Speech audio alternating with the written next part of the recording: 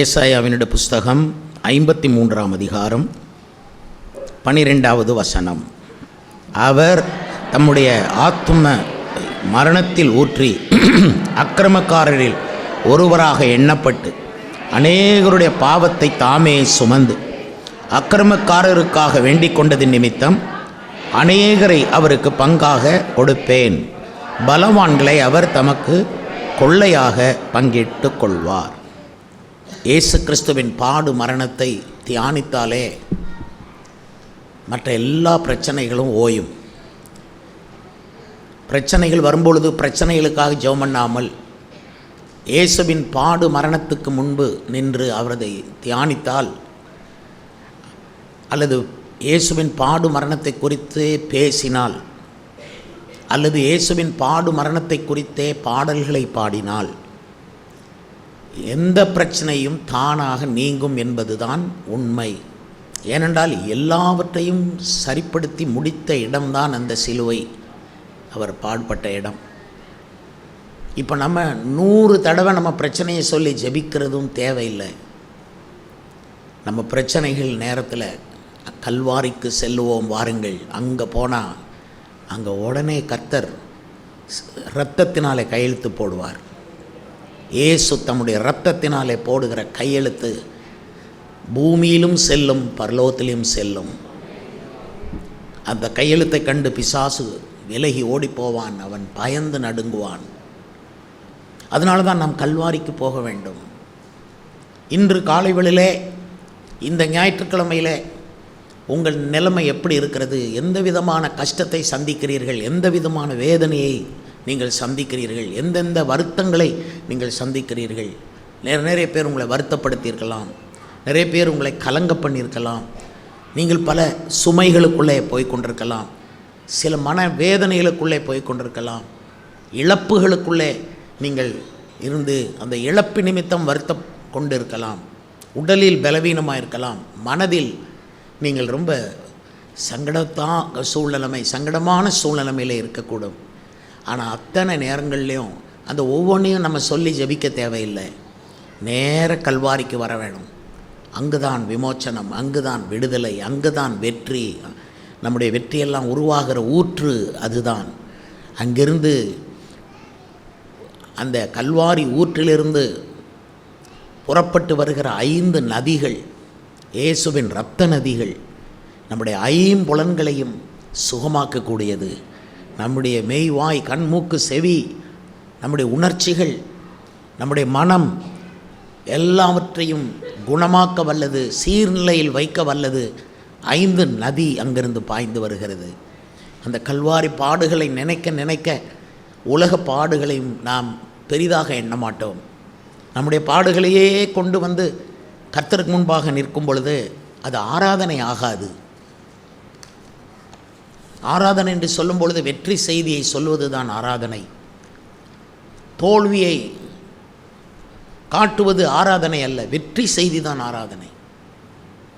ஆனால் நம்ம எல்லாருக்கும் தனிப்பட்ட நிலைமையிலே நிறைய சவால்கள் இருக்கும், நிறைய தோல்விகள் நம்மை விரட்டி கொண்டு வரும், நிறைய தோல்விகள் உங்களை பயமுறுத்தும். அப்படி இருக்கும் பொழுது நீங்கள் ஆராதனைக்கு வரும்போது எப்படி வெற்றி செய்தியை கொடுப்பீர்கள்? நீங்கள் வெற்றி செய்தியை கொடுக்க கல்வாரி இயேசுவை, அவர் பட்ட பாடுகளை நினையுங்கள், அதை வர்ணியுங்கள், அதை பேசுங்கள், அதை பாடுங்கள். ஆராதனை பாடல்களில் சிறந்த பாடல் என்ன தெரியுமா? அது கல்வாரி பாடல் தான்.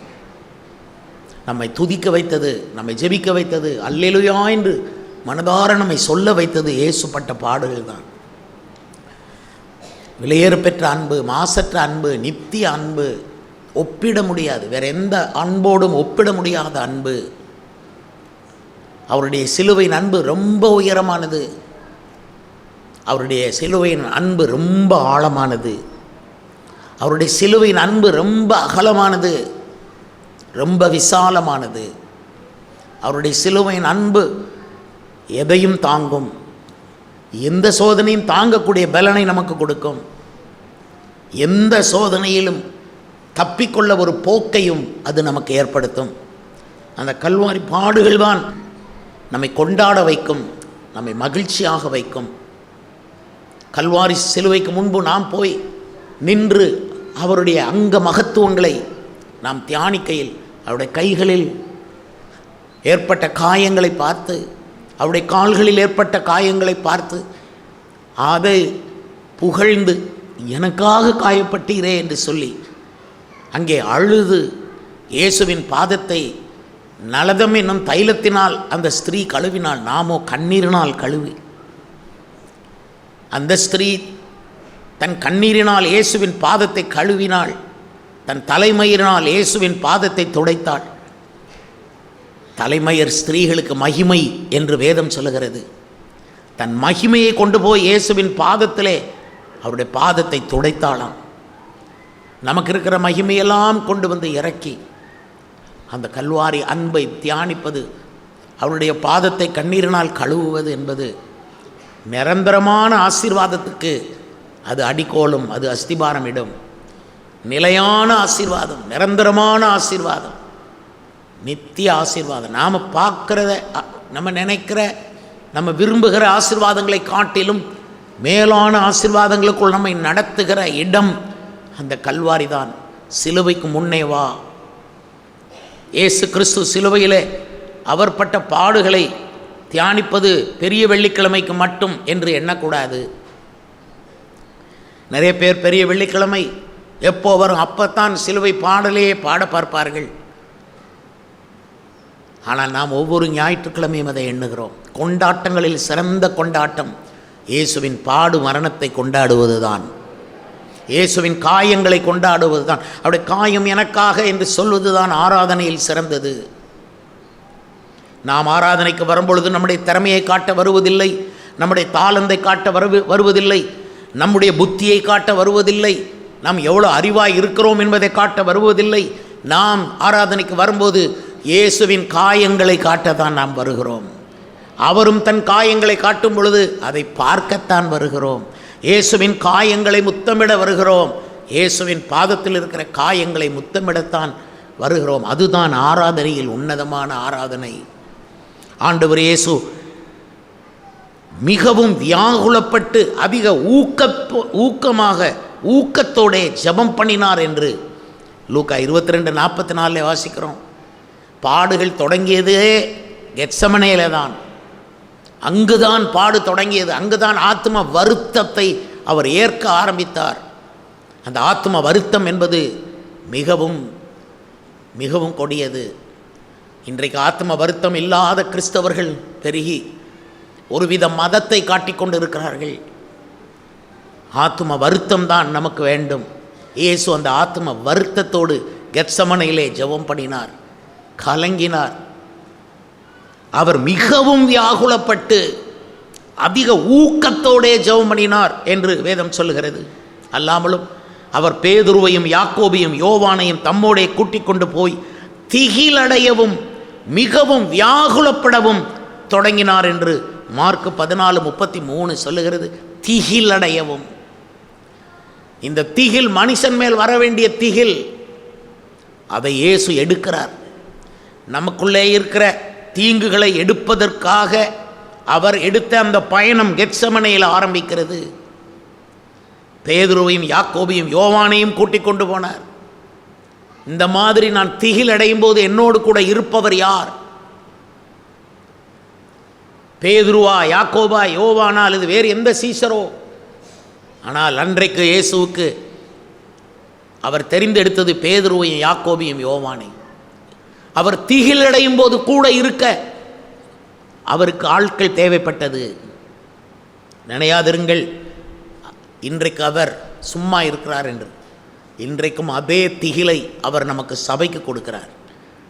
திகிலடையும். ஐயோ, இத்தனை ஆத்துமாக்கள் மரணத்தை நோக்கி ஓடிக்கொண்டிருக்கிறார்கள். எவ்வளவோ ஆத்துமாக்கள் சாவை அணைத்து கொண்டிருக்கிறார்கள். நம்மை சுற்றி அழுகுரல்கள் நிறைய இருக்கிறது.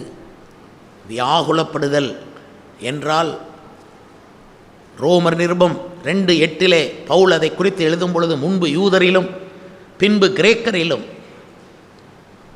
எவன் பாவம் செய்கிறானோ அவனுக்குத்தான் மிகுந்த வியாகுலம் உண்டாகும் என்பதாக 2ஆம் அதிகாரத்திலே அவர் எழுதுகிறார்.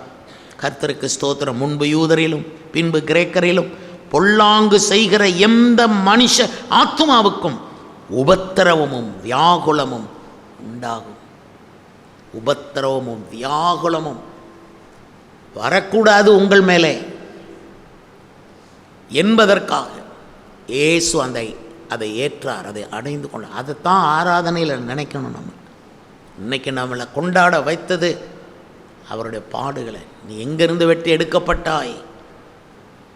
எந்த கண்மலையிலிருந்து உன்னை தேவன் வெட்டி எடுத்து கொண்டு வந்தார்? நீ எவ்வளவு தூரம் முள்ளில் பாவத்தில் ஆழத்தில் சிக்கி கிடந்தாய், அங்கிருந்து உன்னை தேவன் கண்டெடுத்து கொண்டு வந்தார்னு நினைக்கணும். இன்றைக்கு சிலர் சபைக்கு வந்த உடனே தங்களை ரொம்ப பெரிய ஆட்களாக நினைக்கிறது இல்லை. நான் அதனால தான் உங்களை கீழே கொண்டு போகிறேன். நீ எங்கேருந்து வந்த? கர்த்தர் உன்னை தெரிந்தெடுக்காமல் இருந்தால் நீ நரகத்துக்கு போயிருப்பா. நான் உண்மையாக சொல்கிறேன், கர்த்தர் இயேசுவை நீ விசுவாசிக்காமல் இருந்திருப்பாயானால் இந்த இடத்துல நீ உயிரோடு இருந்திருக்க மாட்டாய். இதுதான் 100க்கு 100 உண்மை. நீ உயிரோடு இன்னைக்கு இருக்கிறதுக்கு ஒரே காரணம், உனக்காக ஜீவனை கொடுத்தவர் உனக்காக பரிந்து பேசுகிறார். 3 வருஷத்துக்கு முன்பே நீ மரித்து போயிருக்க வேண்டும். உனக்காக இன்னும் இந்த வருஷம் இருக்கட்டும் என்று சொல்லி கர்த்தர் பரிந்து பேசி உங்களையும் என்னையும் கர்த்தர் உயிரோடு இருக்க பண்ணியிருக்கிறார். கர்த்தருக்கு மகிமை உண்டாவதாக.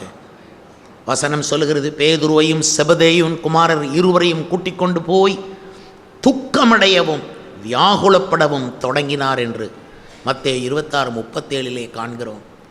அவர் துக்கப்படவும், துக்கம்னா தெரியுமா? அது எவ்வளவு வருத்தப்படுத்தும், எவ்வளோ கஷ்டப்படுத்தும், எவ்வளவு நம்ம நோய்வாய்ப்பட வைக்கும், நம்மளை எழும்ப விடாது. துக்கம், துக்கத்துக்குள்ளே போயிருக்கிறீங்களா? துக்க சாகரத்துக்குள் மூழ்கி இருக்கிறீர்களா? துக்கம் என்பது என்னன்னு தெரியுமா?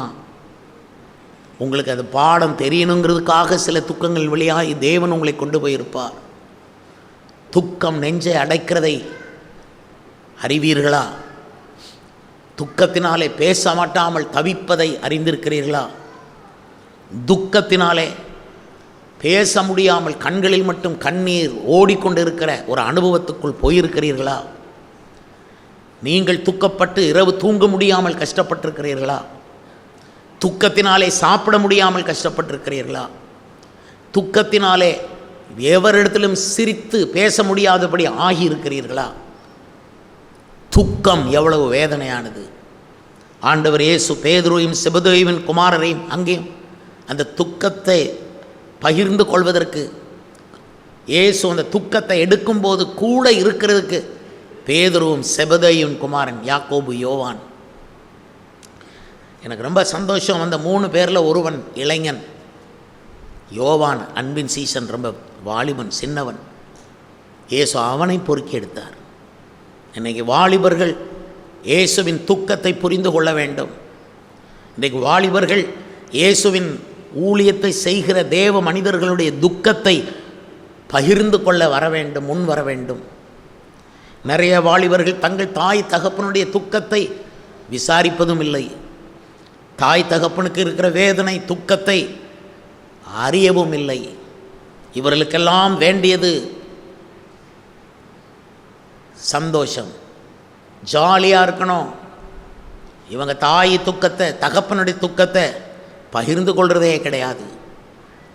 அவர்களுக்கு துக்கம் வந்தால் தான் அதை துக்கம்னு நினைப்பாங்க. அப்பா துக்கம், அம்மா துக்கம் எடுத்திருக்கிறீங்களா? வாலிபர்கள் இன்றைக்கி சபை பாஸ்டருடைய துக்கத்தை எடுத்திருக்கிறீங்களா? பாஸ்டரை எப்பொழுது நீங்கள் சந்தோஷமாக தான் பார்ப்பீங்க. ஏன்னா உங்களுக்கு முன்பாக நிற்கும்போது நாங்கள் சந்தோஷமாக தான் நிற்கணும்னு அவர் சொல்லிட்டார். அதுதான் பிரசங்க இலக்கியத்தில் நாங்கள் வேதாகம கல்லூரியில் படிக்கும்போது பயின்றது. மக்களுக்கு முன்பாக எங்களோட வேதனைகளை காட்டக்கூடாது, பர்சனல். ஆனால் இன்றைக்கு நான் பேசுகிறது பர்சனல் துக்கம் அல்ல, இது ஆத்ம துக்கம். இயேசு ஆத்ம துக்கம் அடைந்தார். ஒரு மனுஷன் துக்கப்படக்கூடாது, அவன் சமாதானமாக வாழணுங்கிறதுக்காக இயேசு துக்கத்தை அவர் எடுத்தார். அந்த துக்கத்தை அவர் சுமக்கும்போது எப்படி இருந்திருக்கும்? ஒரு ஆள் துக்கம். நான் துக்கப்பட்டிருக்கிறேன். சந்தோஷப்பட்ட நாட்களை காட்டிலும் துக்கப்பட்ட நாட்கள் அதிகம் எனக்கு. ஆனால் அந்த துக்கங்கள் நான் அந்த துக்கங்களை குறித்து நான் சந்தோஷப்பட காரணம் என்ன தெரியுமா? அந்த துக்கங்கள் நான் எனக்காக அந்த துக்கத்தை படலை. அந்த துக்கம் இயேசுவின் சபைக்காக, ஊழியத்துக்காக, அந்த ஆத்துமாக்களுக்காக, அந்த குடும்பங்களுக்காக. அவன் வரலையே, இவ வரலையேன்னு துக்கம் துக்கம் துக்கம் எங்களை சாப்பிட விடாது, தூங்க விடாது. ஆத்ம பாரம் உள்ள பாஸ்டர்மாரை நீங்கள் ரொம்ப பார்க்க மாட்டீங்க இந்த நாட்களில். எல்லாரும் வேறு வேலை கிடைக்கலன்னு உடனே ஊழியத்துக்கு வந்துடுவாங்க. துக்கத்தை 10 பேர் துக்கத்தை நீங்கள் ஏற்றுக்கொள்ள முடியுமா? உங்களால் சபையின் துக்கத்தை ஏற்றுக்கொள்ள முடியுமா? நிறைய பேர் வந்து அவங்க சபையில் ஒரு கொண்டாட்டம்னா கொண்டாடிட்டு போவாங்க. நான் ஏற்கனவே சொல்லியிருக்கேன் பார்த்தீங்களா, நான் ஆலய கட்டடங்கள் கட்டும்போது நிறைய பேர் சப்போர்ட் பண்ணலை. ஒரு குரூப் சப்போர்ட் பண்ணும், ஒரு குரூப் எதிர்த்து நிற்கும். யூதாசுகளை பார்த்துருக்குறேன். யூதாசுகளை மட்டும் நான் பார்க்கல, யூதாஸை உருவாக்குற ஆட்களையே பார்த்துருக்குறேன் சபைக்குள்ளே. அவங்க 4 யூதாஸை உருவாக்குவாங்க, ஆனால் அவங்க யூதாஸை ஆக மாட்டாங்க. 4 யூதாஸை உருவாக்கிட்டு இவன் நல்ல பிள்ளை மாதிரி நம்மகிட்ட பேர் எடுப்பாங்க. இதெல்லாம் நான் பார்த்துருக்குறேன். துக்கம் நெஞ்சை அடைக்கும். ரொம்ப அழுதுருக்கிறேன். நான் அழுகிறதுக்குன்னே வந்தவன்கிற அளவில் கர்த்தர் நான் என்னை வச்சார். அவ்வளவு நான் சபைக்காக, ஊழியத்துக்காக, பலிபீடத்துக்காக, அழிந்து போகிற ஆத்துமாக்களுக்காக. அந்த மாதிரி தான் இயேசு கெத்செமனேக்கு போனார். கூட செபதேயின் குமார் கூட அந்த வாலிபனை கூட கூட்டிக் கொண்டார். வாலிபனை, நீ வா, என் தூக்கத்தில் பங்கெடுக்கவா. எனக்கு கிறிஸ்மஸ் சீசனில் எல்லாம் ஜாலியில் பங்கெடுக்க ஓடுவாங்க. ஒரு கூட்டம் வாலிபர்கள் ட்ரம் அடித்து வீடு வீடாய் போய் வெளியே நின்று ஒரு பாட்டை பாடி காணிக்க வாங்குவாங்க. எங்கள் வீட்டிலையும் வந்தாங்க 2 குரூப் நேற்று நைட்டில். வாலிபர்கள் ஜாலி, அந்த பக்கம் போய் ஜாலியாக குதிக்கிறாங்க. நாங்கள் கேரல் வச்சோம்னா அவ்வளவும் ஜெபம் பண்ணிட்டு போவாங்க. அந்த வீட்டு துக்கத்தை வாங்கிட்டு வரணும் நீங்கள், அதுக்கு தான் கேரல். இனிமேல் நீங்கள் போனதுக்கப்புறம் அந்த வீட்டுக்குள்ளே துக்கமே வரக்கூடாது, துக்க செய்தி வரக்கூடாது. ஹல்லேலூயா, ஹல்லேலூயா. நற்செய்தி அறிவிக்கிற நாள். நம்மகிட்ட ஆண்டவர் நற்செய்தியை தான் கொடுத்துருக்கிறார். கர்த்தருடைய பிள்ளைகளே, ஆண்டவர் இயேசு உடைய வேதனைகளும் பாடுகளும் தியானிக்க தியானிக்க பிசாசு அலறுகிற சத்தம் கேட்கிறது. பிசாசு அலறுகிற சத்தம் கேட்கிறது. பிசாசு உங்களை துக்கப்படுத்த வரும்போது இயேசு இந்த துக்கத்தை வாங்குகிறார். கர்த்தருக்கு ஸ்தோத்திரம் உண்டாவதாக. அவர் தமது ஆத்தும வருத்தத்தின் பலனை கண்டு திருப்தி ஆவார் என்று ஏசாயா 53:11 சொல்லுது. ஆத்தும வருத்தம். இயேசு வருத்தப்பட்டார். இந்த பூமிக்கு வரும்போதே அவர் வருத்தப்படுற மக்களை கண்டார். வருத்தப்பட்டு பாரம் சுமக்கிறவர்களே, நீங்கள் எல்லாரும் என்னிடத்தில் வாருங்கள், நான் உங்களுக்கு இளைப்பாறுதல் தருவேன் என்பதாகத்தான் இயேசு அழைத்தார். அதனால் வந்த உடனே இயேசு பார்த்தது ஜனத்திரளின் வருத்தம். அந்த வருத்தத்தை பார்க்கறது தான் ஊழியம். நாங்கள் ஊழியத்துக்கு வர்றோம்னா உங்களுடைய வருத்தத்தை தான் நாங்கள் முதலாவது பார்க்கணும். நீ வருத்தமே இல்லாத வாழணும். வீட்டை நினச்சா வருத்தம், கணவரை நினச்சா வருத்தம், கணவருக்கு ஏற்பட்ட வியாதியை நினச்சா வருத்தம், பிள்ளைகளை பற்றிய வருத்தம், வேலையில் வருத்தம், வேலை கிடைக்கலன்னு வருத்தம், குழந்தை இல்லைன்னு வருத்தம், குழந்தை கிடைச்ச பிறகு குழந்தை மூளை வளர்ச்சி இல்லாமல் இருக்கிறதுங்கிற வருத்தம், பிள்ளை கல்யாணம் ஆகலைங்கிற வருத்தம், குழந்தை இல்லைங்கிற வருத்தம், எல்லாரும் மாதிரி என்னால் வாழ முடியலையேங்கிற வருத்தம், எல்லாரும் மாதிரி என்னால் சம்பாதிக்க முடியலையேங்கிற வருத்தம், நிறைய வருத்தங்கள். விசுவாசி ஆன பிறகு கூட சில வருத்தங்கள் நமக்கு வரும். ஆண்டவரே, உம்முடைய ஊழியத்துக்கு என்னால் உதவி செய்ய முடியாமல் இருக்குதேங்கிற வருத்தம். ஆசை நிறையா இருக்கும், வருத்தம் அதை விட தாண்டும். ஊழியத்துக்கு நிறைய கொடுக்கணுன்னு ஆசையாக இருக்கும், ஆனால் வருத்தம் ஜாஸ்தியாயிரும். கொடுக்க முடியலேங்கிற வருத்தம். நமக்கு இருக்கிற வருத்தங்களெல்லாம் யோசித்து பாருங்கள். இன்றைக்கு காலை வேளையிலே உங்கள் வருத்தம் என்னன்னு விசாரிக்க வந்திருக்கிறார் நம்முடைய மத்தியிலே பரிசுத்தாவியானவர். உங்கள் வருத்தங்களை விசாரிக்கிறார் அவர். உங்களோட ஆத்மா எல்லா வருத்தத்தை விட பெரிய வருத்தம் என்னது? மன வருத்தம் இல்லை. மன வருத்தங்கிறது கொள்ளும். அதை விட பொல்லாதது ஆத்ம வருத்தம். அது நரகத்துக்கே கொண்டு போகும். கர்த்தருக்கு ஸ்தோத்திரம்.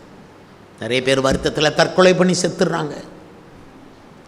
வருத்தம் அந்த அளவுக்கு கண்ணை மறைச்சிடும், தீமையான முடிவை உடனே எடுத்துரும். வருத்தம் கொள்ளும்.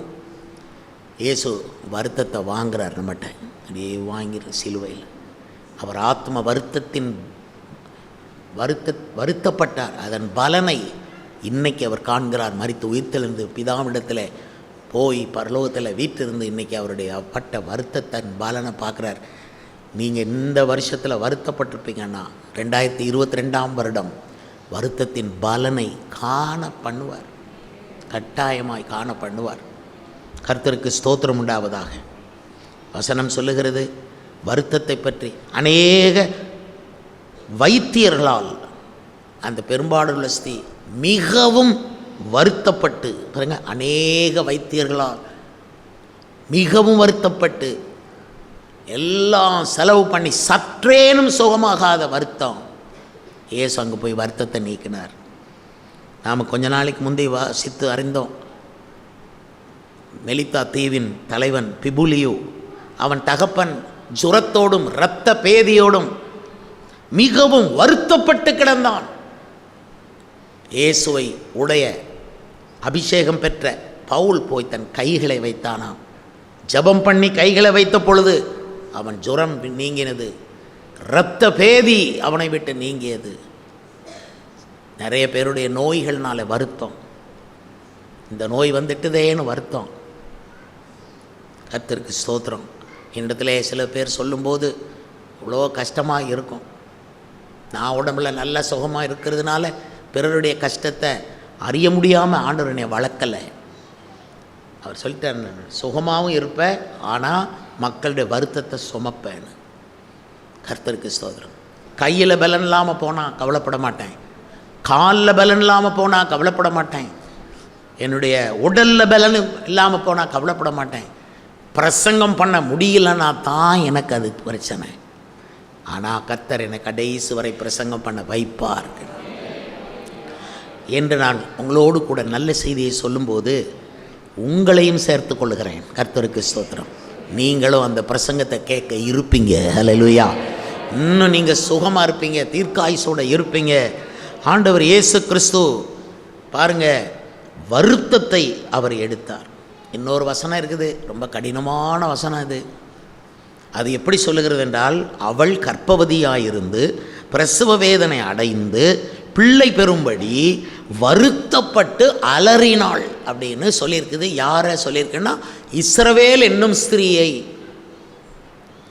அந்த இஸ்ரவேல் என்னும் ஸ்திரீ பெற்றெடுக்க போகிற ஆண் பிள்ளையாகிய இயேசு கிறிஸ்து. இது வெளிப்படுத்தல் 12:2 இருக்குது. இஸ்ரவேல் பெற்றெடுக்க போகிற ஆண் பிள்ளையாகிய இயேசு கிறிஸ்து. இஸ்ரவேலை இந்த இடத்துல ஒரு ஸ்திரீயாக காட்டுகிறார். ஆவியானவர் ஒரு ஸ்திரீயாக காட்டுகிறார். இஸ்ரவேலிலிருந்து தான் குமாரன் இயேசு பிறந்து வந்தார். இந்த இஸ்ரவேலில் அந்த இயேசு பாலகனை அல்லது அந்த இரட்சகரை பிறப்பிப்பதற்கு அவள் வருத்தப்பட்டு அலறினாள். இந்த வசனம் சொல்லுகிறது, அவள் கர்ப்பவதியாயிருந்து பிரசவ வேதனை அடைந்து வருத்தப்பட்டு பிள்ளை பெறும்படிக்கு அலறினாள். ஆக்சுவலி ஒரு பிள்ளை பெற்றெடுப்பது எவ்வளவு கஷ்டம் என்பது பெண்கள் அறிவார்கள். அது எவ்வளோ கடினமான காரியம் அது. அதாவது தமிழ் ஆட்கள் அதை எனக்கு சொல்லியிருக்கிறார்கள், அது உண்மையோ தெரியாது. பிரசவம் அப்படிம்பார்கள். அதில் தப்பி வந்தால் தான் உயிரோடு இருக்க முடியும். நிறைய பேர் சவம் ஆயிடுவாங்களாம். அது அந்த காலத்தில் ட்ரீட்மெண்ட் இல்லை, சரியான பராமரிப்பே கிடையாத காலங்கள். அதனால் வருத்தப்பட்டு ஒரு பிரசவிக்கிறதுக்கு ஒரு ஸ்திரீ வருத்தப்பட்டு அலறி தான் ஒரு குழந்தையை பெற்றெடுக்கிறாள். சகோதரர்களே, உங்களுக்காக ஒரு அம்மா அலறி இருக்கு உங்களை பெற்றெடுக்க. சகோதரிகளே, உங்களை பெற்றெடுக்க ஒரு தாய் அலறி இருக்குது. இதை எதுக்காக சொல்ல வர்றேன்னா, இஸ்ரவேல் என்னும் ஸ்திரீயானவள் எவ்வளவு அலறினாள் இயேசுவை பூமிக்கு கொடுக்க. அந்த இஸ்ரவேலுக்கு அவ்வளவு பாடுகள், எகிப்திலே பாடுகள், வனாந்திரத்திலே பாடுகள், கானானுக்குள் வந்தபோது 7 ஜாதிகளால் பாடுகள், யுத்தங்கள்,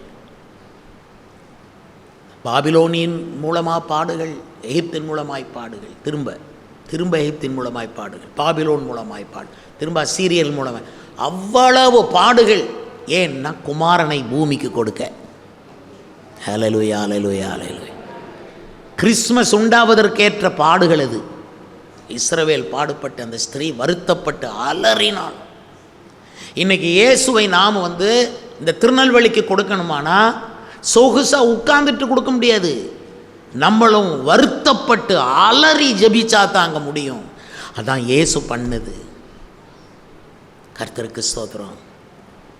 ஒரு 100 ஆத்மாக்கு, ஒரு 10 ஆத்மாக்களுக்கு, ஒரு 10 குடும்பங்களுக்கு வருத்தப்பட்டு அலறி ஜெபிக்கிற ஆட்கள், அவங்க ஜபத்தில் அந்த 10 குடும்பம் இங்கே வரும், அந்த 100 குடும்பம் இங்கே வரும். ஒரு குழந்தையை பெற்றெடுக்க, ஒரு ஆத்மா ரட்சிப்படைய பாஸ்டர்மார் வருத்தப்பட்டு அலற வேண்டியிருக்கும். சபையில் முன்னணி தாய்மார்கள், தந்தைமார்கள், எங்கள் ஊழியத்தில், பெண்கள் ஊழியத்தில் எங்களுக்கு செய்த உதவிகளை நான் மறக்கவே முடியாது. சபையில் பெண்கள் ஏகப்பட்ட உதவி. ஆண்கள் வேறு மாதிரி உதவி பண்ணுவாங்க, காணிக்க கொடுத்து நல்ல பணம் கொடுத்து ஹெல்ப் பண்ணியிருக்காங்க. ஆனால் பெண்கள் அவங்க வார்த்தைக்கு வார்த்தை என்னை ஊக்கப்படுத்தியிருக்காங்க. அதை நான் ஒரு காலமும் மறக்கிறது இல்லை. என் ஆத்ம வருத்தத்தை நீக்குன்னே இந்த அம்மாமார்கள் சபைக்கு வந்திருப்பாங்க. அநேக சகோதரர்களையும் நான் அப்படி பார்த்துருக்குறேன். என் ஆத்ம வருத்தத்தில் பங்கெடுக்கிறதுக்கு செபதேயுவின் குமாரர்களைப் போல வந்து நிற்பார்கள். இன்றைக்கி எங்களுக்கு பாஸ்டருக்கும் எனக்கும் அந்த வருத்தம் தான் இருக்குது. இன்னும் மக்கள் ரட்சிக்கப்படலையேங்கிற வருத்தம். சுற்றி இருக்கிற மக்களுக்கு நாங்கள் என்ன செய்கிறது? நாம் தலைகீழ ரோட்டில் நின்னாவது நம்புவாங்களா அப்படின்னா நான் நின்றுவேன். நிறைய முனிவர்கள் நிற்கலையா?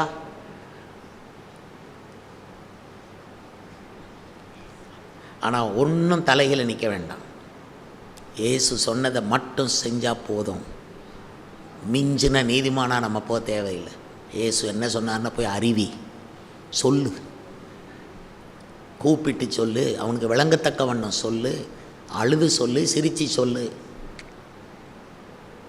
ஏழைக்கு ஏழையாக ஆகி சொல்லு, பணக்காரனுக்கு பணக்காரனா கால் மேலே கால் ஓட்டு உட்கார்ந்து அவனுக்கு சொல்லு. ஆண்டவர் அறிவிக்க போங்க, அறிவிங்க. சகல ஜாதிகளுக்கும் சுவிசேஷத்தை அறிவிங்க. அதைத்தான் நம்ம செய்யணும். இன்னொரு கிறிஸ்மஸ் நமக்கு எதுக்குன்னு எனக்கு தோணும். ஒரு கிறிஸ்மஸ் வந்துட்டு போச்சு, அதுக்கு இடையில் என்ன பண்ணுனேன்னு கேட்குறார் ஆண்டவர். ஒரு கிறிஸ்மஸ் வந்துட்டு போச்சுல, என்ன பண்ண நீ, பிறகு எதுக்கு உனக்கு இன்னொரு கிறிஸ்மஸ் அப்படின்னு கேட்குற மாதிரி இருக்கும். அதையெல்லாம் யோசித்து தான் நான் உங்களோட பிரசங்கம் பண்ணுறேன். கர்த்தாவே, இன்னும் எங்களுக்கு 100 கிறிஸ்மஸ் தந்தாலும் சந்தோஷம் ஐயா. ஆனால் அதுக்கு முந்தி நாங்கள் அந்த வருத்தத்தின் பார்க்கணும். அந்த ஸ்திரீ பிரசவ வேதனைப்பட்டு பாருங்கள். எது காரியனாலும் பெற்றெடுக்கணுமானா வேதனைப்பட்ட அலர்னா தான் உன்னை பெற்றெடுக்க முடியும். இப்போ இந்த இடத்துல ஒரு பெரிய கட்டடத்தை பெற்றெடுக்கணும் அப்படின்னா எல்லாரும் சேர்ந்து வருத்தப்பட்டு அலறணும். வருத்தம் தான் நமக்கு. கர்த்தருக்கு ஸ்தோத்திரம் உண்டாவதாக. நீ நினச்சி பாருங்கள், சும்மா வருமா? ஏதாச்சும் சும்மா வருமா? எவ்வளோ வருத்தம். இடம் கிடைக்க எவ்வளோ வருத்தப்பட்டிருப்பேன் நான் என் வருத்தத்தையே உங்களுக்கு சொல்லணும் அப்படின்னு நான் நினச்சிட்டு வரல. இந்த செய்திக்காக சொல்கிறேன். இந்த சபைக்காக நீங்கள் என்ன வருத்தம் அடைகிறீங்க? இந்த மக்களுக்காக என்ன வருத்தம் அடைகிறீங்க? கர்த்தர் நம்முடைய ஆத்ம வருத்தத்தை அவர் பார்க்குறார். ஸ்தோத்திரம். நாங்கள் எதையுமே பெற்றெடுக்கலை. நாங்கள் ஒரு தமிழ் வார்த்தையில் மலட்டு கற்பம் அப்படிம்பாங்க, பிள்ளை பெற்றெடுக்காத கற்பம். அது மாதிரி தான் நிறைய சபைகள் இருக்கிறது என்று சபைகள் ஆராய்ச்சி பண்ணுகிற அறிஞர்கள் சொல்கிறார். மலட்டு சபைகள். they don't begat anything, they don't begot anything. எதையுமே அவங்க பெற்றெடுப்பதில்லை. ஆனால் இந்த சபையோ நிறைய காரியங்களை பெற்றெடுத்து கொண்டு இருக்கிறது. அப்போ எவ்வளோ வருத்தப்பட்டு அலறுனா நம்ம ஈஸியாக கை தட்டிட்டு போயிட முடியாது. வருத்தப்பட்டு அலறணும். கர்த்தருக்கு ஸ்தோத்திரம் உண்டாவதாக. நீ ஒவ்வொருவரும் இந்த பாரத்தை உணர்வீங்கன்னு நினைக்கிறேன். ஆனால் அவர் தம்முடைய ஆத்ம வருத்தத்தின் பலனை கண்டு திருப்தி ஆவார்னு எழுதியிருக்குதே ஏசாயா 53:11. அது எனக்கு எவ்வளோ பெரிய சந்தோஷத்தை கொடுக்குது. திருப்தி ஆக போகிறோம். கர்த்தருக்கு ஸ்தோத்திரம். அல்லேலூயா அல்லேலூயா என்று எல்லாரும் கரங்களை செய்யுங்க. அல்லேலூயா அல்லேலூயா அல்லேலூயா என்று கரங்களை செய்யுங்கள். நான் உங்களுக்கு இந்த வசனத்தை காட்டுகிறேன். ஏசாயா 53 அதிகாரத்தில் பாருங்கள், 11 வசனத்தில், அவர் தமது ஆத்ம வருத்தத்தின் பலனை கண்டு திருப்தி ஆவார். நீங்கள் திருப்தி ஆகணும், நான் திருப்தி ஆகணும், இந்த இளம் பாஸ்டர் திருப்தி ஆகணும், சபையில் தலைவர்கள் திருப்தி ஆகணும், ஆண்கள் பெண்கள் திருப்தி ஆகணும், வாலிபர்கள் திருப்தி ஆகணும். கண்டா தான் திருப்தி. சொல்லுங்க, அப்படி சொல்லிடுங்க. கண்டா திருப்தி, அப்படி சொல்லுங்க. கர்த்தருடைய சபையை கண்டா தான் உங்களுக்கு திருப்தி. கர்த்தர் சபை வளர்ச்சியை கண்டா தான் திருப்தி. கர்த்தருடைய சபை கட்டப்படுவதை கண்டால் திருப்தி. நெகேமியா ஆலயத்துக்கு வேண்டியதெல்லாம் செஞ்சுட்டு கடைசியில் ஒரு ஜெபம் பண்ணான். எனக்கு நன்மை, தேவனே எனக்கு நன்மை உண்டாக என்னை நினைத்தரலும் அப்படின்னா நெகேமியா கடைசி வசனம். சரியா? 122 சங்கீதம் கடைசி வசனம் பார்த்தீங்கன்னா, உம்முடைய ஆலயத்து நிமித்தம், தேவனுடைய ஆலயத்து நிமித்தம் உனக்கு நன்மை உண்டாக தேடுவேன். தேவனுடைய ஆலயத்தின் நிமித்தம் தான் விசுவாசிகளுக்கு நன்மை வருமா? கரங்களை செய்யுங்கள். அல்லேலூயா அல்லேலூயா. ஆலயத்தின் நிமித்தம் நன்மை உண்டாக நினைப்பேன், நன்மை உண்டாக தேடுவேன். நெகேமியா ஆலயத்துக்கு வேண்டியதெல்லாம் செஞ்சுட்டு, ஆலயத்தை செஞ்சுட்டு, ஆண்டவரே இப்போ எனக்கு நன்மை உண்டாக என்னை நினைத்தரலும். நான் பாருங்கள், செய்ய வேண்டியது ஆலயத்துக்கு செஞ்சுட்டு தான் செய்யணும். இன்னும் ஏசாயா 53 அதிகாரத்தை எடுத்துக்கொண்டு அதில் நீங்கள் பார்த்தீங்கன்னா, மெய்யாகவே அவர் நம்முடைய பாடுகளை ஏற்றுக்கொண்டு நம்முடைய துக்கங்களை சுமந்தார். எல்லாரும் சொல்லுங்கள், எதை சுமந்தார் என்று? நம்முடைய துக்கங்களை. அப்போ அவர் துக்கப்பட்டு துக்கங்களை சுமந்தார். அதனால் யாராவது இங்கே துக்கம், நான் ரொம்ப துக்கத்தில் இருக்கிறேன், என்னால் நீங்கள் சொல்கிற சந்தோஷத்தை பார்க்கவே முடியாது போல் நான் இன்றைக்கி சொல்கிறேன், உங்கள் துக்கம் சந்தோஷமாய் மாறும். அந்த வாக்குத்தத்தம் பொதுவாக எங்கேயாவது எழுதி வைக்கிறதுக்கு இல்லை. இன்றைக்கி ஆவியானவர் உங்களோட பேசுகிறார். மகளே, உன் துக்கம் சந்தோஷமாக மாறும். மகனே, உன் துக்கம் சந்தோஷமாக மாறும் என்று அவர் உங்களுக்கு வாக்கு பண்ணுகிறார். கட்டாயம் அது அப்படியே நடக்கும். அதுக்கப்புறம் நீங்கள் 6 வசனத்தை வாசிக்கும்போது, அவனவன் தன் வழியிலே போனோம், ஆடுகளைப் போல வழி தப்பி திரிந்து அவனவன் தன் வழியிலே போனோம், கர்த்தரோ நம் எல்லாருடைய அக்கிரமத்தையும் அவர் மேல் விழப்பண்ணினார். இதை பாருங்க, அக்கிரமம் மேலே வந்து விழுந்தா அதனுடைய அர்த்தம் என்ன? அதை ஒரு பாறையாக எண்ணாதீர்கள், அதை ஒரு அழுத்தமாக எண்ணுங்கள். பாவம் நம்ம மேலே வந்து இப்போ இப்படி சொல்கிறேன், உங்கள் பிள்ளைகள் இருக்குன்னு வைங்க, 2 பிள்ளைகள் இருக்கு. அந்த 2 பிள்ளைகளில் ஒருத்தன் கொலை பண்ணிட்டான், இன்னொருத்தன் குடி வெறியில் ரோட்டில் விழுந்து கிடக்கான். நீங்கள் தாய், நீங்கள் தகப்பன், என்ன செய்வீங்க? நீங்கள் அந்த பையன் குடிக்கிறானேங்கிறதுல அந்த பாவம் உங்களை அழுத்தம். அது மட்டுமல்ல, அவன் செஞ்ச பாவத்துடைய வினையும் உங்கள் மேலே வந்து நிற்கும், அந்த தண்டனையும் வந்து நிற்கும். நம் எல்லாருடைய பாவத்தையும் தன்மேல் விழப்பண்ணினாராம். இயேசு மேலே விழுந்துச்சான். அவர் அவ்வளத்தையும் தூக்குனார். நம்ம ரோட்டில் செஞ்ச பாவம், வீட்டில் செஞ்ச பாவம், நாம் வேலை செய்கிற இடத்துல செய்த பாவம், ரகசிய பாவங்கள், அந்தரங்க பாவங்கள், அவ்வளோ வருத்தப்பட்டார். கர்த்தருக்கு ஸ்தோத்திரம். பின்பு 7 வசனத்தில் படிக்கிறோம், அவர் நெருக்கப்பட்டும் ஒடுக்கப்பட்டும். சொல்லுங்கள், எப்படிப்பட்டு? நெருக்கப்பட்டு. சரி, நீங்கள் சொல்லுங்கள், உங்களுக்கு என்ன நெருக்கம் இருக்குது? உடனே நீ சொல்லுங்கள், சார் பண நெருக்கடி ஜாஸ்தி, உடனே உங்களுக்கு அதுதான் வரும். உடனே நீங்கள் அதுக்குன்னு ஜெபம் பண்ண வேண்டாம். பணம் நெருக்கடி அல்ல, தேவனுடைய கையில் எல்லாம் இருக்குது. ஆனால் இன்றைக்கே வேறு எந்த காரணமாவது உங்களை நெருக்குகிறதா? பசங்க, எனக்கு இந்த மாதிரி நெருக்கடியான ஒரு சூழ்நிலைமை வந்துட்டுது. எத்தனை பேருக்குள்ள நெருக்கடியான சூழ்நிலைமை உங்கள் ஆஃபீஸில்? ஃபஸ்ட்டர், நான் போகவும் வேணும், போகவும் கூடாது, நிர்பந்தமான நிலைமையில் மாட்டியிருக்கேன், நெருக்கமான சூழ்நிலைமையில் இருக்கிறேன்னு சொன்னால் இன்றைக்கி இயேசு உங்களுக்கு சொல்கிறார், நெருக்கத்தில் இருக்கிற உன்னை நான் எடுத்து உன்னை விசாலத்தில் வைப்பேன் அப்படி சொல்கிறார்.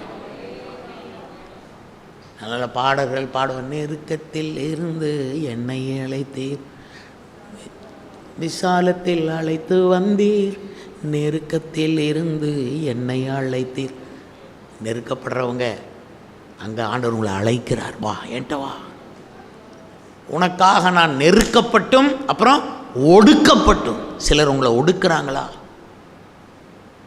ஒடுக்கப்பட்டும். சில நேரம் அப்படி நிலைமை உங்களுக்கு வரும். ஒருவேளை இன்றைக்கு இந்த செய்தியை கேட்குற நீங்கள் நெருக்கப்பட்டும் நொறுக்கப்பட்டும் ஒடுக்கப்பட்டும் இருக்கலாம்.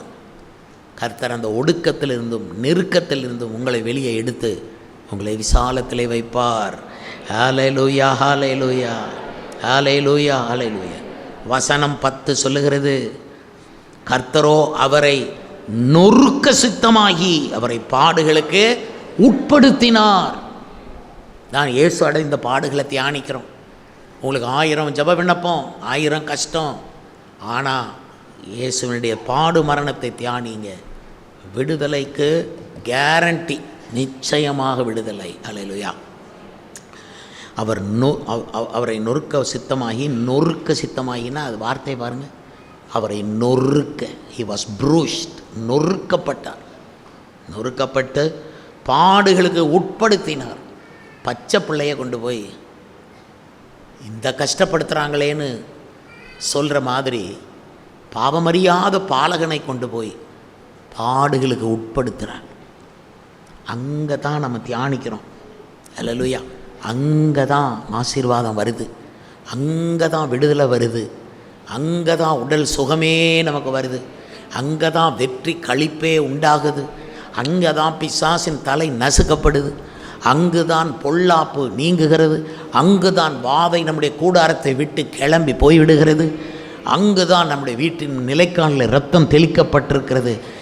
அந்த கல்வாரிக்கு போவோம் வாருங்கள். ஹல்லேலூயா, ஹல்லேலூயா.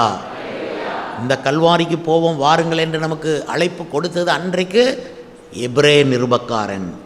எல்லாரும் எடுத்துக்கொள்ளுங்கள்.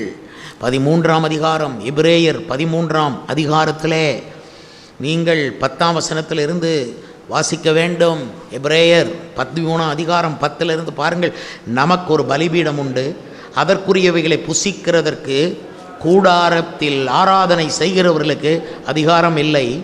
ஏனென்றால் எந்த மிருகங்களுடைய இரத்தம் பாவங்களின் நிமித்தமாக பரிசுத்த ஸ்தலத்துக்குள் பிரதான ஆசாரியனாலே கொண்டு வரப்படுகிறதோ அந்த மிருகங்களின் உடல்கள் பாளையத்துக்கு புறம்பே சுட்டரிக்கப்படும். அந்த மிருகங்களின் உடல்கள் பாளையத்துக்கு புறம்பே சுட்டரிக்கப்படும்.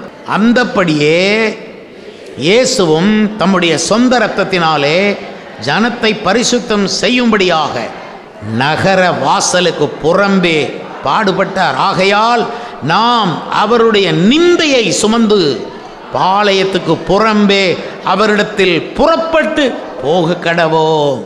அல்லேலூயா, அல்லேலூயா, அல்லேலூயா, அல்லேலூயா, அல்லேலூயா. பாளையத்துக்கு புறம்பே. எல்லாரும் பாளையத்துக்கு உள்ளே தான் இருக்க விரும்புவாங்க. எல்லாம் சொகுசா சந்தோஷமாக கிறிஸ்மஸை கொண்டாடி ஜாலியாக. பாளையத்துக்கு புறம்பே போக கடவோம். அங்கே உன் துக்கம் நீக்கப்படுகிறது, உன் சுமையை அவரே சுமக்கிறார். பாளையத்துக்கு புறம்பேன்னா எருசலேமுக்கு வெளியே விரட்டினார். இயேசுக்கு ரொம்ப பிடிச்ச இடம் எருசலேம். காலையும் மாலைய வேளை கர்த்தரை கருத்துடன் பாடிடுவேன். காலையிலும் வருவோம், மாலையிலும் வருவோம். காலையில் வந்துட்டு முடிஞ்சு வச்சுட்டு போகிறவங்களுக்கு அவர் எவ்வளவு நம்மளை பற்றி என்ன நினைப்பார் சொல்லுங்கள். இவ்வளவு பாடுபட்ட பிறகும் இவன் பாட்டில் வரான், பேரளவில் உட்காந்துட்டு போகிறானே இப்படிதான் நினைப்பார். அதனால் எப்படி பாடணும்? பாடுங்க. காலையும் மாலை எவ்வேளையும் கர்த்தரை கருத்துடன் பாடிடுவே. பாஸ்டர் கர்த்தர் அவருக்கு நிறையா கிருபை வரங்களை அவர் கொடுக்க போகிறார். அவர் ஆரம்பிச்சிட்டார். அவர் கொடுக்க வேண்டியதில் பாதியை கொடுத்துட்டார், மீதியை கொடுக்க போகிறார். அல்லேலூயா, அல்லேலூயா, அல்லேலூயா, அல்லேலூயா, அல்லேலூயா. அந்த மீதி கிருபை வரங்களை அவர் கொடுக்க போகிறாருன்னா அதை அவருக்காக வேண்டி கொடுக்கல, உங்களுக்காக வேண்டி அவர்கிட்ட கொடுக்குறார். அல்லேலூயா அல்லேலூயா அல்லேலூயா. உங்களை இன்னும் நல்லா விசாரித்து உங்களை இன்னும் நல்ல ஸ்டாண்டர்டுக்கு உயர்த்துறதுக்கு கர்த்தர் கிருபை அவங்களுக்கு கிடைக்கும். கர்த்தருக்கு ஸ்தோத்திரம். கலங்காதே மனமே, திகையாதே மனமே. உங்களுக்கும் தான். கலங்காதே, கல்வாரிக்கு போ, பாளையத்துக்கு புறம்பே பாடுபட்டவரை நினை. கர்த்தருக்கு ஸ்தோத்திரம். ஆண்டவர் இயேசுப்பட்ட வியாகுலத்தை குறித்து கேள்விப்பட்டோம். திகிலடையத் தொடங்கினார், துக்கம் அடைந்தார். துக்கம் அடையவும் வியாகுலப்படவும் தொடங்கினார். ஆத்தும வருத்தத்தின் பலனை ஆத்தும வருத்தம் அடைந்தார். மனுஷனை பார்க்கிலும் அவருடைய தன்மை குறைவாக காணப்பட்டது. அவருடைய முகத்தை சிதைத்து அவர் முகத்தில் உமிழ்ந்து காயப்படுத்தி கரைப்படுத்தி ஒரு மனுஷ முகம் மாதிரியே இல்லாமல் போச்சு அவருக்கு. அவருடைய முகம் எவ்வளோ பெருசு, எவ்வளோ அழகானது. அந்த முகம் மனுஷ முகத்து மாதிரியே இல்லை, அந்த அளவுக்கு சேதப்படுத்திட்டான். அதுதான் ஏசாயா புஸ்தகத்தில் இருக்குது. மனுஷனை பார்க்கிலும் அவருடைய முக பார்வையும் மனுபுத்திரரை பார்க்கிலும் அவருடைய ரூபமும் இவ்வளவு அந்தக்கேடு அடைந்ததினாலே அவரை கண்ட அநேகர் பிரமிப்படைந்தார்கள். ஏசாயா 52:14. மனுஷனை பார்க்கிலும் கம்மி ஆயிட்டார். முகப்பார்வை போச்சு, அழகும் இல்லை சௌந்தரியம் இல்லைங்கிற நிலைமைக்கு அவர் ஆனார். எனக்காகத்தானே அது, இன்றைக்கி உங்களுக்காகத்தானே அது. இன்றைக்கி நீங்கள் அழகாக இருக்கலாம், நீங்கள் சௌந்தரியமாக இருக்கலாம். நாங்கள் நல்லா ஜெபம் பண்ணுறவங்க முகத்தை பார்ப்போம், அழகாக இருக்கும்.